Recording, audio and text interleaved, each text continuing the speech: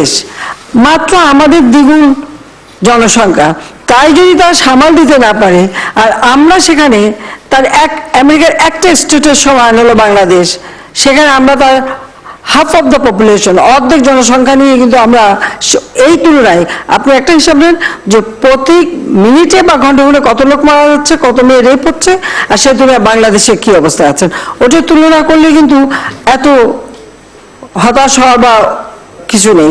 হ্যাঁ, যদি কেউ এই ধরনের ঘটনা ঘটে আমরা তার বিরুদ্ধে কিন্তু ব্যবস্থা নিচ্ছি, আপনাদের আমাদের দলে কেউ হলে আমরা চাচ্ছি না, সাথে সাথে ব্যবস্থা নিচ্ছি।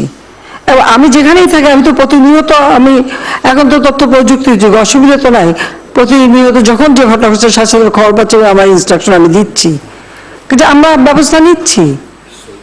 কাজে আমি আপনাদের কাছে এটাই চাইবো যে আমাদের সব অর্জন একবার ধ্বংস হয়ে গেল এই দুই ঘটনায়, তাহলে এই যদি আপনাদের চিন্তা ভাবনা হয়, তখন আমার মনে হয় যে বিএনপি জামাত রাজাকারদের যে তাদের যে উদ্দেশ্য সেটাই সফল, কারণ তারা এই ঘটনাগুলি পিছনে নিশ্চয়ই মদত আছে, এবং এটা করাই হচ্ছে যে আমাদের অর্জনটা যেন প্রশ্নবোধক হয়।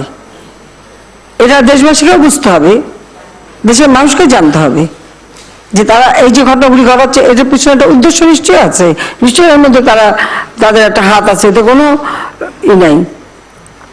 কাজে আমার মনে হয় আমরা যখনই এই ধরনের ঘটনা ঘটছে আমরা কিন্তু সঙ্গে সঙ্গে তার বিচার করে যাচ্ছি, আমরা কিন্তু বাদ দিচ্ছি না। এবং এই যে দুইজনকে মারা গেছে সঙ্গে সঙ্গে এটা আমাদের ইন্টেলিজেন্স খোঁজ নিচ্ছে, খবর নিচ্ছে, এবং এটা আমরা অবশ্যই আপনি দেখবেন ধরাও পড়বে এবং বিচারও হবে। সৌদি আরবের নাগরিক মারা গেছিল, আমরা খালাফত, আমরা কিন্তু তার বিচার করেছি। তাদের বিচারিক ব্যবস্থা আমাদের বিচারিক ব্যবস্থা তো আলাদা, তারা তো পেলেই গলা কেটে দেয়, আমরা তো তা করতে পারি না। তখন তো আবার আপনারাই চিল্লাবেন যে গেল গেল সব গেল, মানবাধিকার লঙ্ঘন হলো।